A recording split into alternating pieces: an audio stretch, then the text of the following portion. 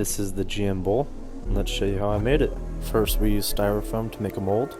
Then we sanded and shaped the hell out of it. Then we whipped up some of that Crete and added the first layer. This layer was mostly hand smoothing. Alright, the first layer is down. It's a little chunky, but don't worry, we'll fix that up later. As you guys know, I'm impatient, so I had to give this a couple test runs and see how it worked out.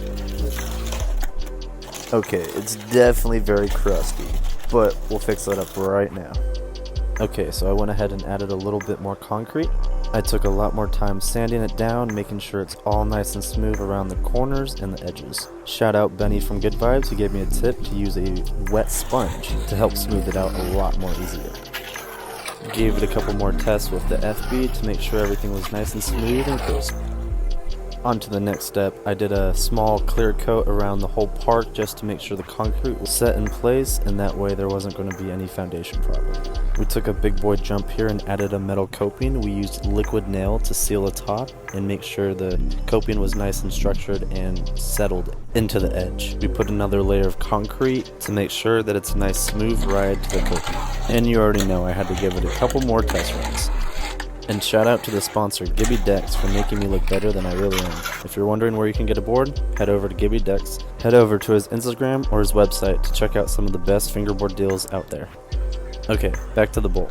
We went ahead and put another clear coat over it just to make sure everything was nice and settled. Now all together, we have 2 layers of concrete and a nice clear coat over the bowl. And of course, we had to throw the GM logo on there. Last but not least, the final stage, we went ahead and clear coated the shit out of this thing. I'm wanting this bowl to be around for a while, so I'm making sure it stays nice in place. Now that she's done, let's take a closer look. This is the deep section of the vert with the metal coping, showing you that it has a nice flow, making sure the front and the tail aren't clipping the concrete.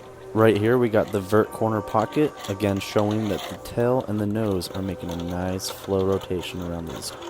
Now we got the shallow end, making sure that the front and back tail are not clipping.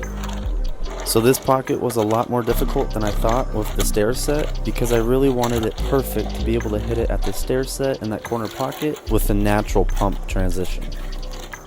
The corner pockets of the bowl were the hardest to make sure the edge was nice and crisp, but hey, for my first concrete bowl ever made, that's a pretty damn good job.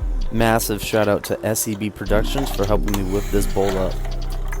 This was the hardest part of the bowl yet, was the 3-stair, making sure the transition to be able to hit the coping was nice and smooth and be able to hit the stair sets as well. I'm being a little gentle right now because we have some more plans for this thing, but don't worry, it's made out of concrete. You'll be able to go hard on this bad boy. The camera doesn't do this one justice, but this roller from the shallow to the deeper end is perfect for this bowl. And there we have it, the first of many to come, the GM Concrete Bowl. If you have recommendations or tips, leave it in the comments please. And as always, much love, X.